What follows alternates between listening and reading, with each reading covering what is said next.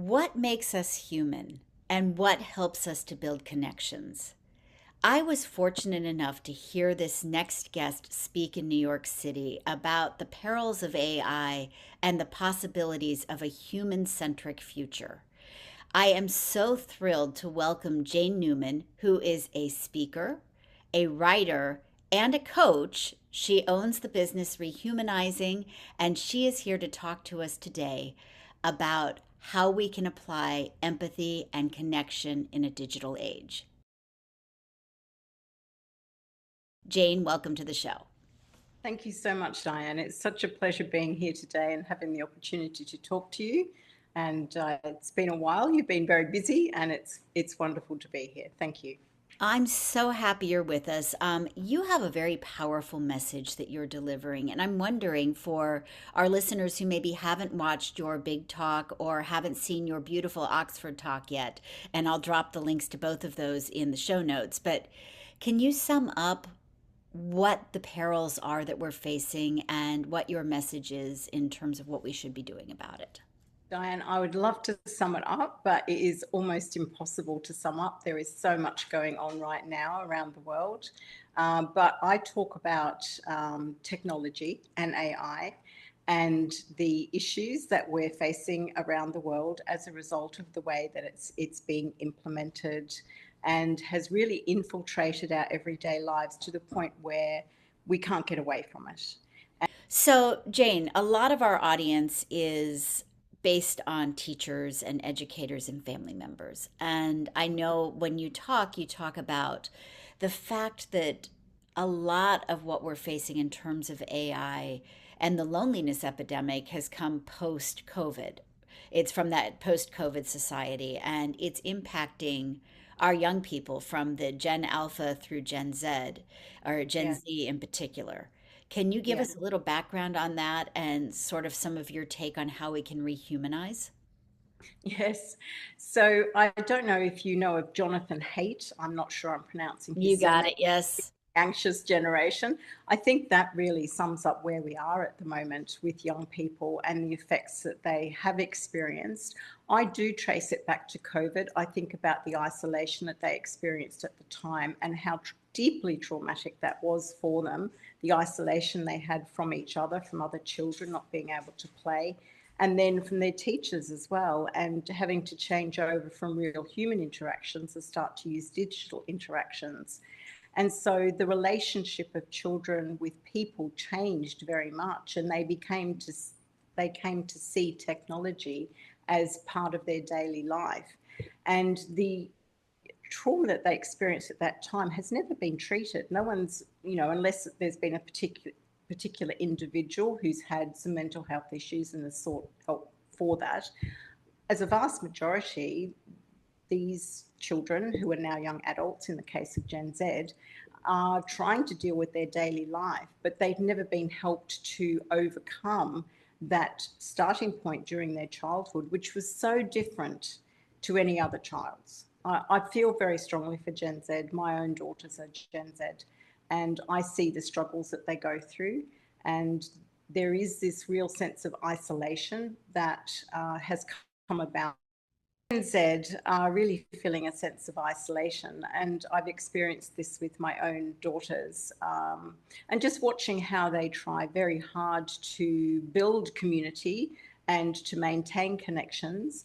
And they have friends, they do go and do things, but it's not easy and it's not all around them. It's not the way of life that we had, decades ago before technology, where you did interact with other people all the time. You didn't have a choice. That's the way the world was. And now that we have technology and it's become second nature to turn to technology for everything, and that's what the technology industry tries to get us to do. This is the whole marketing push, is to try and make sure that we are using technology for everything, but it's not healthy. It's in no way healthy. And I find it very interesting, some of the parent groups that are springing up now in the US and in England and demanding rights for children, that they shouldn't have to, well, taking away phone use in school, I think is a brilliant move. I have to say I was shocked when I realized kids were allowed phones in schools. That was quite news to me.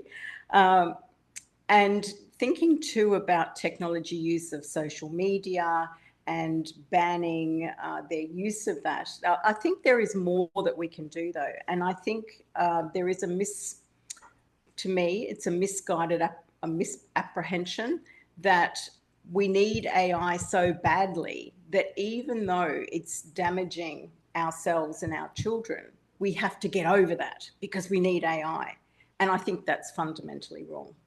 So I feel a little bit like a Luddite or somebody speaking against common sense or common knowledge because, from my perspective at least, I see AI as being detrimental. It's doing the wrong things. I Yes. grew up, I think, generally same generation you did. And I was hoping if we had AI, it was going to give me Rosie the robot who was going to clean my house, Yes. not somebody who wanted to replace my daughter who's an actress or my friends and myself who are writers, who Yeah. wants to take the creative, dare I say, human part of what we're doing Mm. away. And as an I agree. educator, what I'm seeing is an increased reliance on feeding everything into a chat bot and saying, give me a lesson. Yes. And that's not good teaching because it's not responsive to the individual children in your classroom. It's not using the knowledge that you've gained. I mean, I can see the benefit for synthesizing lots of information and cutting time there, but in terms of writing your lesson plan for you, I'm going to suggest I don't think that's a great idea. How do you overcome sort of that societal tsunami of we should be using AI for everything? I think it will change. I think that that tide will reverse because AI doesn't know everything. It is not intelligent. It just is able to use algorithms and the way that it puts words together and synthesizes information into very meaningful sentences and concepts, and it can tie these things together in ways that sound very human, very realistic. It's brilliant. It is absolutely brilliant, but it has a lot of limitations. It's not accurate. We know it's not accurate. It cannot be made accurate. The nature of the way that it is constructed means that you can ask the same question twice and get two completely different answers. That's not what we expect from a reliable source of truth. And if we can't rely on the answers we're getting, what's its value to us? So, as a replacement for our encyclopedias for teachers who actually do know things and have got that experience behind them to bring into conversation, children are missing out on so much. Just to be fed some facts that have been synthesized together is not enough. We wouldn't want that in our textbooks. We wouldn't just want to feed children information from textbooks, which is sometimes correct and sometimes not, and expect them to come out with a great education at the other end. Right. Well, and I've seen it used in multiple ways in the education Mm, platforms here in the States, and some of it is just dreadful. Like it's lazy. yeah. Yes. And I've seen it. I've had students who have tried to use it to create their lesson plans, and I can generally tell when that happens, and I send them back to the Mm, drawing board because it's failing to incorporate sort of those playful aspects of learning yes. that Yes. students need, the aspects that build connection, that create engaged experiences. I'm Yes. sure there is a happy medium between the two camps, but we certainly aren't close to finding it right now. Well, I just question its value at all. My perspective on it is there is no value to something that isn't adding value, and I don't see the value that it's adding. So, how do we help kids become more connected? Well, again, going back and looking at what's happening around the world right now, which I'm really happy about because it wasn't in place when I did my talk in New York, or particularly prevalent when I did my talk in Oxford either. But there are now quite a few movements happening with young people and with their parents as well, I mentioned about the phones and trying to get them off their phones, but the children themselves are actually requesting this. I was reading today about a 7-year-old boy in a school who went to his parents and said, I don't want an iPhone, I want a Nokia. And this reflected his school and the way that the other children were feeling. They didn't want iPhones, they didn't want screens, they didn't want AI, because they're very aware of these detrimental effects and they don't want it. They're choosing not to have it. But for a 7-year-old, it's quite amazing. And I was speaking to a friend of mine only this week, someone I knew from the IT industry, and her son, who's 17, has also been very adamant that he doesn't want a phone. He wants to mix with his friends, and that's what he does. They don't use technology to interact. They go out, they do things, and this is what the younger generation are starting to pick up on. And I do think that that is where hope lives. That if the younger generation can see the damage that's being caused and choose not to do this, then the future looks a lot rosier than it did when I first started looking at it. That's wonderful, Jane. Yeah. We're going to take a quick break, and when we come back, I want to talk about your adventures in learning and how you got to where you are and sort of formed the ideas that you have.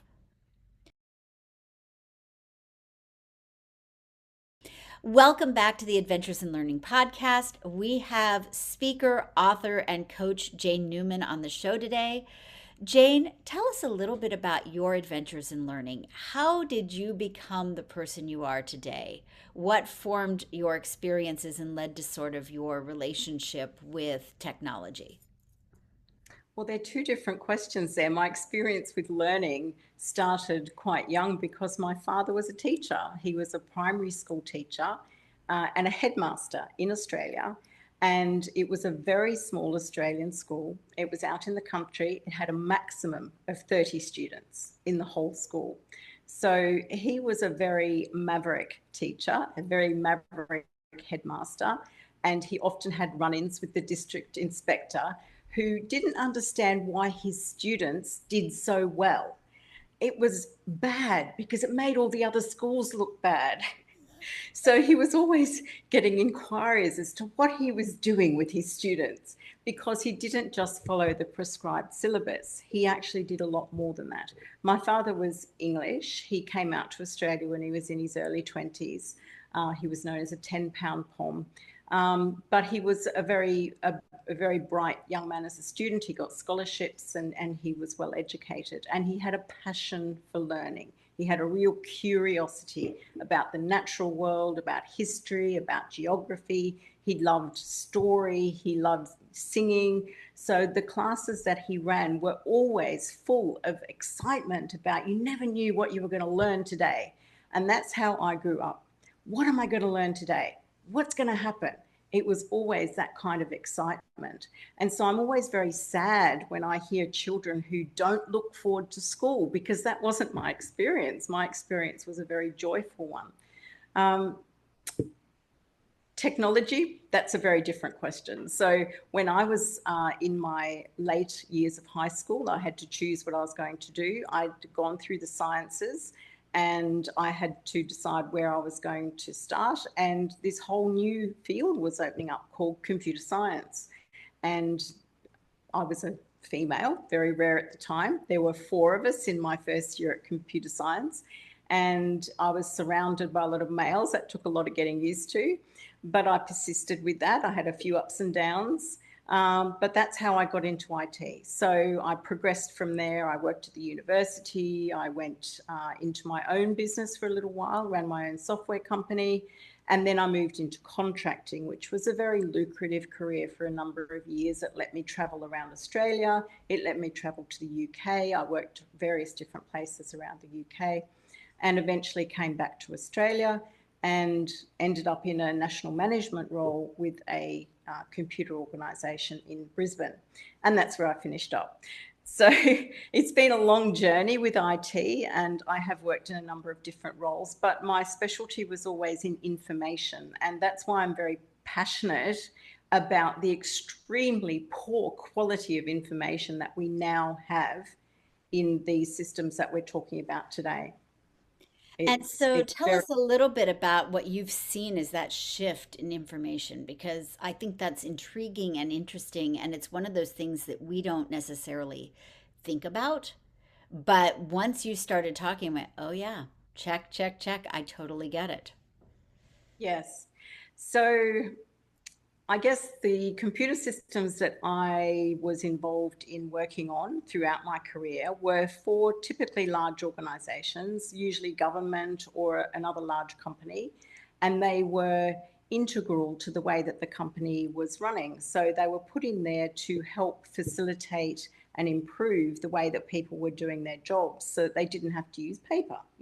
For many years, this was the great push. Let's get rid of paper. We don't need paper. Let's do things on a screen, because we can capture the data and it's much more efficient, especially for customers. There was nothing worse than a customer phoning up one department, giving all their details, and then having to phone up another department and have to give them all over again. So we were trying to consolidate all that information so that it could be accessed by everyone and made use of. So those types of systems are still in existence today, and they still serve their corporate purpose. But what's changed is the type of technology that we have on our devices, which is a very different nature. It's much smaller, it's much more agile, it's much more fluid. It doesn't have the kinds of controls that sit over those larger corporate systems where you would be part of a project that had it had some kind of goals that were identified up front, and then you would be expected to deliver against those goals. There would be quality assurance to see, did it meet those needs? How well did it meet them? It would be error tested. It had to reach a certain standard before it ever went live. Those sorts of controls don't exist around a lot of the small apps that we see today, where somebody has a great idea, they build it, they release it. Whether it really works or not, well, if it doesn't, we'll fix it later. And that's become the kind of way things are now. So if something doesn't work, oh, well, never mind, we'll just sort that out later. But as a person who wants to use these different computer systems, the issue for me when I find that things break is there's no one for me to phone up. There's no help desk. And this is true now of government organisations and big companies as well. So I can't phone up and say, what's gone wrong? Why can't you fix this? Because there's nobody there to answer the call. I get pushed through these great big long lines. And if it's online, often I only have a chat bot and you don't get to the person that you want to speak to. So it's very frustrating that every day there's something that doesn't work, something you have to fight with. And we've got to deal with that additional stress in our lives every day. And it just raises our own stress levels, and exhausts us. It sounds like it's building barriers to communication rather than facilitating communication and connection. Well, I don't think it's deliberate. It's just the nature of those developments is to get it out there and make money, get it out there and make money. It's a very different driver to the types of systems that I was working on, where the impetus was to meet some corporate goal. So there was a corporate vision of what they wanted to be done, and this was the system that they wanted to put in place. And there would be a team of people who would work with the business to work out the best way of doing that and articulate those kinds of requirements very specifically and work to deliver against those requirements. So it was very rigorous. And I think that's what's changed, is that as an industry, the rigor and structure and quality has fallen away. And there's a lovely term for this, which I'm not going to repeat because this is for children and families to listen to. But there is a term that's being used at the moment to describe this decreasing quality of the systems and the information that are all around us. And it's very true. They are definitely getting worse and worse in quality. I'll just come back to information though for a Yeah. moment, because we did talk briefly about information. And originally, when computer systems were built, they were built to replace or help with the limitations of human minds. So the original computer systems were computing systems, and the idea was that they could hold more information, more facts, and they could compute it more quickly and come up with a more accurate answer. So if we're talking about the number pi, for example, a computer could calculate pi to, X number of decimal places in an instant, and people couldn't do that. So a computer was at that time expected to be more accurate, more efficient, faster, and something you could rely on. So when you put your business figures into a computer and it added them up, you expected to get the correct result. Always, every time, the same. Yes. You wouldn't have used that system otherwise. And I think that's what has really changed with the advent of AI and the large language models, and the fact that they don't answer correctly and they hallucinate and they make up information and they pull in different information today to what they did yesterday. And we've now become accustomed to the idea that we can use a computer system that isn't accurate. So, we've talked a lot about information and some of the perils of AI. And what I would like to pivot to is to ask you a little bit about what you're doing to help address bits of this wicked problem. As you said, there's no one giant solution, but you are doing your part to try to tackle some of it with rehumanizing. Can you talk a little bit more about that?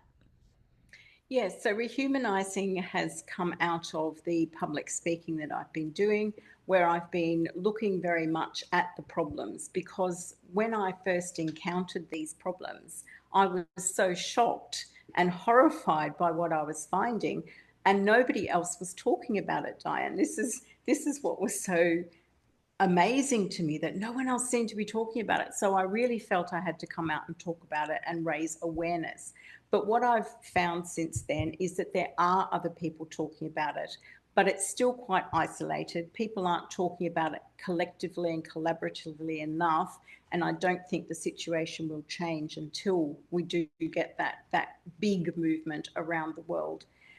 What's important to me is that I can make a difference in individual people's lives, because to me, it's helping individuals and helping them to see a better future that's going to change the world's future. At the moment, we're each so exhausted. A lot of the younger people, as we've said, are isolated. Nobody's thinking about where we do want the future to go. We're too busy being horrified and exhausted and cut off from what's currently going on, that we're not spending time thinking about what is it that we want. So rehumanizing is for me to help individuals through doing personal coaching and through taking them through a program that will help them discover their own inner joy. That's not something we have right now. We're too busy doing what we have to do. We're too busy surviving. We're too busy trying to make the best of the current situation and deal with it. And joy is something that's very important to me. It's something that I felt a lot in my younger years. And growing up, I felt very joyful. And I feel very sad when I see young people who aren't experiencing that same joy. So I want to help the Gen Z particularly to try and rediscover the joyful feelings that maybe they missed out on a lot during COVID, as we've already talked about.